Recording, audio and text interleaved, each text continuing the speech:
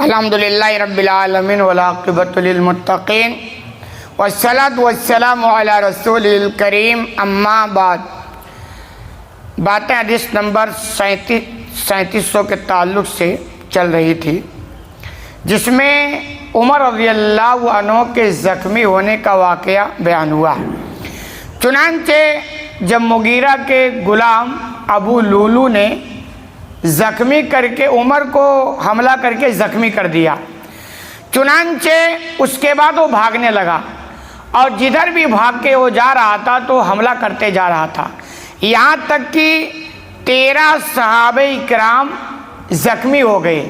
اور ان میں سے 7 شہید بھی ہو گئے۔ آگے کہہ رہے فلما را ذالک رجل من المسلمین، مسلمانوں میں سے جب ایک آدمی نے اس منظر کو دیکھا کہ بھئی یہ آدمی ہے جو عمر کو بھی زخمی کر دیا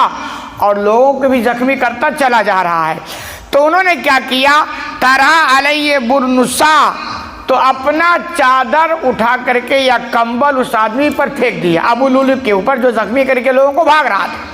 وہ کمبل اوڑے تھے اور اس کمبل کو اٹھا کر کے اس آدمی کے اوپر پھینک دیا۔ فلما ظن العلج انه ماخوذ، اور جب اس مردود کو، اس بدبخت کو یقین ہو گیا کہ اب میں پکڑ لیا جاؤں گا، بھاگ نہیں پاؤں گا، کہہ رہے نہارا نفسہ، تو وہ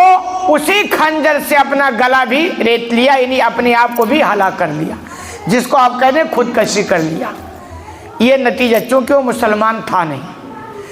اور دنیا کے اندر آج بھی خودکشی کے واقعات بھاری پیمانے پر ہو رہے ہیں، لیکن الحمدللہ مسلمان کافی حد تک محفوظ ہیں۔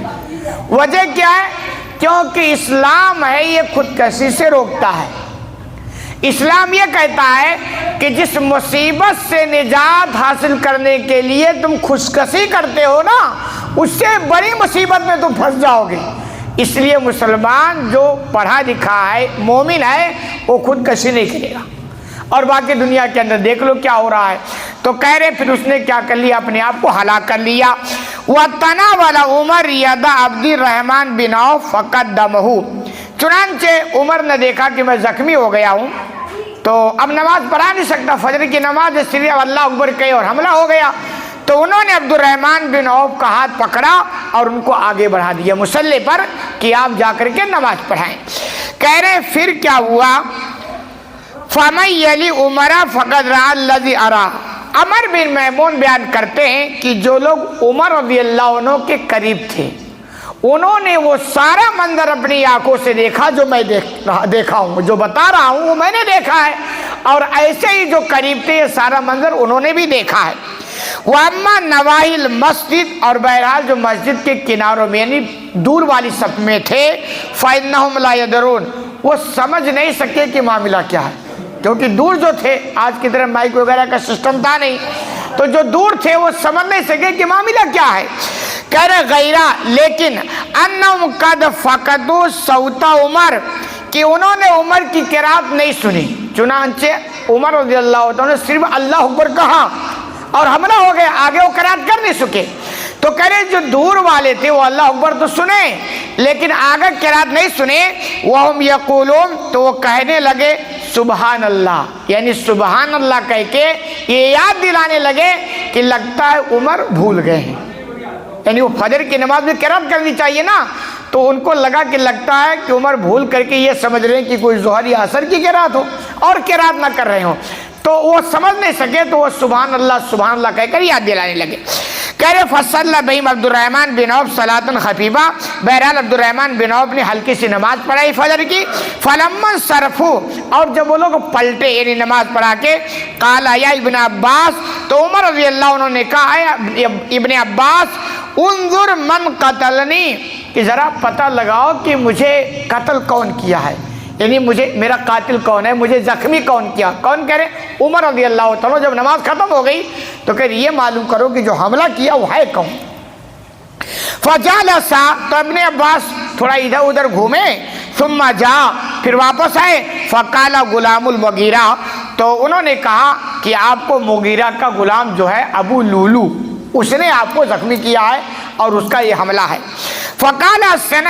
تو عمر نے کہا اچھا وہی لولو جو بہت ماہر کاریگر ہے، جس کے اندر بہت سارا فن ہے، قال نام، تو انہوں نے کہا وہی ہے۔ اب ان کو یاد آ گیا کہ بھئی وہی بندہ جو آیا تھا اور اپنا جزیہ میں تخفیف چاہتا تھا، اور میں نے کہا نہیں ایسی کوئی بات نہیں ہے، تو وہ دشمنی نبھانے کے لیے ان پر حملہ کر دیا۔ نام قاتلہ اللہ، عمر نے کہا اللہ اس کو ہلاک کرے۔ لقد آمرت بہ معروفا، میں نے تو اس کے ساتھ بھلائی کی بات کی تھی، یعنی وہ جو مجھ پر حملہ کیا ہے میں نے کوئی غلط نہیں کیا تھا، جو کچھ کیا تھا وہ بھلائی کے لیے کیا تھا، لیکن اس کی ناسمجھی ہے کہ اس نے اس میں بدلہ لیا۔ پھر کہا الحمدللہ الذی لم یجعل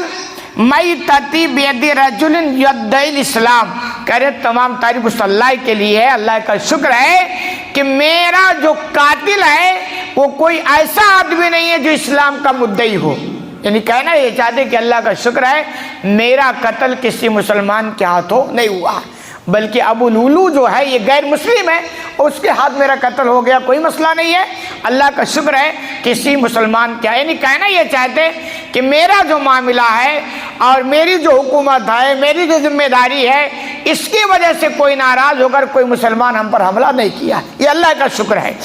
کہہ رہے فقد کنتا انت و ابو کا تحبان ان تکثر العلوج، پھر کہہ رہے اے عباس، یا ابن عباس، آپ اور آپ کے والد عباس یہی زیادہ پسند کرتے تھے کہ غیر اجمی غلاموں کو بالمدینہ، مدینہ کے اندر رکھا جائے، یعنی کہنا یہ چاہتے کہ عمر یہ پسند نہیں کرتے تھے کہ اجمی غلاموں کو لا کر کے مدینہ کے اندر بسایا جائے بھاری تعداد میں، ان کو بھروسہ نہیں تھا، فتنے کا اندیشہ تھا۔ لیکن عبداللہ ابن عباس اور ان کے والد عباس یہ کہتے تھے نہیں کوئی مسئلہ نہیں ہے، اور ان کے اصرار پر غلام وہاں رکھے جاتے تھے۔ تو وہی یاد دلا رہے ہیں کہ آپ اور آپ کے والد ہی پسند کر رہے تھے کہ بھئی اجمی غلاموں کو یہاں رکھا جائے، اور نتیجہ سامنے آ گیا۔ کان العباس اکثر رقیقہ، اور خود عباس کے بعد بہت سارے اجمی غلام تھے۔ فقال ان شئتا فعلتو، تو ابن عباس کہتے ہیں اگر آپ چاہو تو ہم کر گزرے، کیا کر گزرے؟ ائی ان شئتا قتلنا، یعنی اگر آپ چاہو تو مدینہ کے اندر جتنے اجمی غلام ہیں سب کو ہم قتل کر ڈالتے ہیں، آپ اشارہ کرو۔ کہہ رہے قالا کذبتا بعد ما تکلموا بلسانکم، تو عمر نے کہا کیسی بات کرتے ہو، کیسی وہ اچھی بات، مطلب کیسی بری بات کر رہے ہو